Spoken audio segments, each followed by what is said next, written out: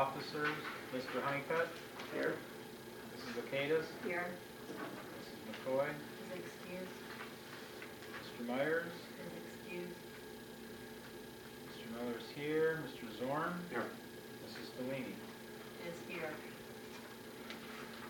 Next item. 1.04, approval of agenda with an amendment moving 3.01 to before 2.01, also moving 3.01 and 4.01 before 2.01. So audience closed session and possible action following closed session will be moved before the school year budget for 18-19. Motion. Support? I have a motion as amended from Mr. Honeycutt, supported as amended by Mr. Miller. Any questions or comments?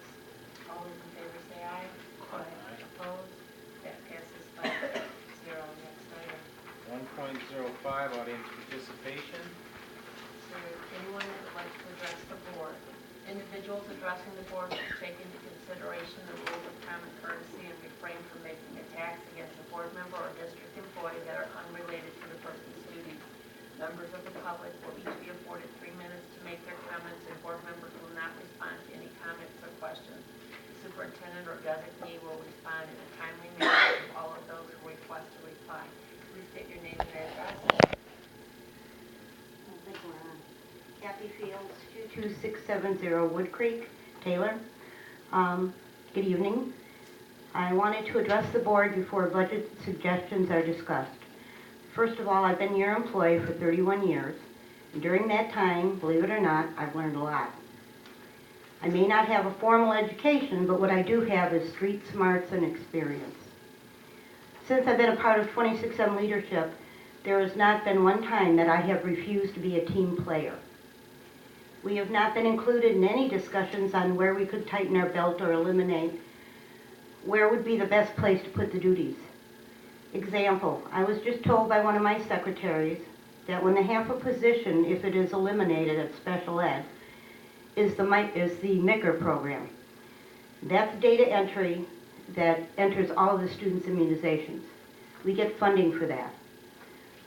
And here's the problem. Without being given the opportunity to voice my concerns, since I just found this out last night, if that goes, the decision was made to spread the data amongst all the other secretaries. The data entry, I'm sorry. The girls were told by their principals who received the information in a meeting. Currently, one secretary is responsible for the entire district data entry. She contacts schools with students who are not compliant. She runs the letters for the parents, warning them of possible exclusion. She's the one who's responsible for making sure that the individual buildings are compliant and the district as a whole, which has to be 95% compliant. I believe it's 95%. She makes sure that there is no funding loss. Now it'll be spread around to several girls who already have numerous responsibilities, and I'm concerned about unintentional errors that could cost us money. Excuse me. Again, had we been allowed to be part of discussing the issue, solutions could have been worked out. I hear the word team and communication. I guess that was intended for other employees because that is not what we're experiencing. We're not allowed to be on the team, and there is little to no communication unless there's a problem that needs to be resolved. In essence, we are non-existent chess pawns. 26M wants and needs our district to prosper. We will do whatever we need to do to make it the best it can be, but that's impossible without help. We're stretched to the limit, and the morale has bottomed out. I don't know why, with the bond, millage, state aid increase, and the merger of the high schools, we're still short of money, but doing the budget is not what we do.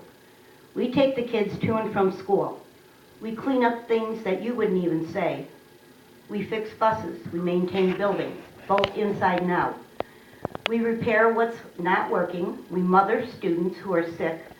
We do reports, stay late waiting for a parent to pick up a student, feed them breakfast and lunch, Show them what a library is and how to love books. Cross them safely if they're walkers. Help them during their meals and making sure they get on the right bus. Be loving and kind and working to help them learn if they're special needs. Printing and preparing all the teaching aids needed to educate students. So in closing, I know for a fact we're not pawns to be moved at whim, and we're definitely not non-existent. We are in fact 26M Taylor School support staff, and the students and parents respect us and appreciate who we are and what we do.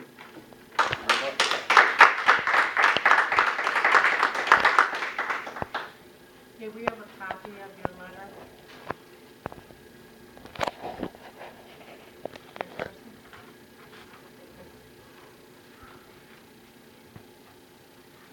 Doris Schindorf, 26136 Matilda, Flat Rock. Last night when you guys were talking about this awning, it kind of bothered me because you're taking our jobs away, but yet you're willing to pay for an awning. I went to Truman. I walked from the bus to the door. I lived. And if you're looking for appearance, do you really think an awning is going to make an appearance difference at Truman? I mean, really? And you also, this merger, or whatever you're going to call it, my son went to TC when they closed, senior. He made it fine without all this new decorations, black and gold, and he had to go over there in TC colors. How do you justify that it was okay for those kids, but not these kids? I just don't understand it, and I'd like an answer. Thank you.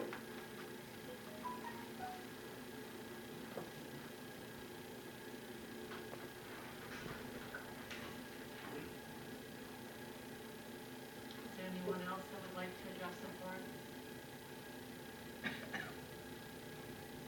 Management report to fill body participation. Motion to close. Support? Motion by Mrs. Michaela, support by Mr. Miller to close audience participation. All those in favor say aye. Aye. Opposed? That passes 5-0. Next item. 3.01 closed session. We'll be going back to closed session for attorney opinion, In your opinion, negotiation. Yeah, Negotiation. oh yeah, negotiations and attorney negotiations, opinion. attorney opinion, yeah. No minutes, not yet. This requires a roll call. Mr. Honeycutt? Yes. Mrs. Lepados? Yes. Mrs. McCoy is excused, Mr. Myers is excused, Mr. Miller votes yes, Mr. Zine? Yes. Mrs. Delini? Yes. That passes 5-0. We will go to closed session at 6:17.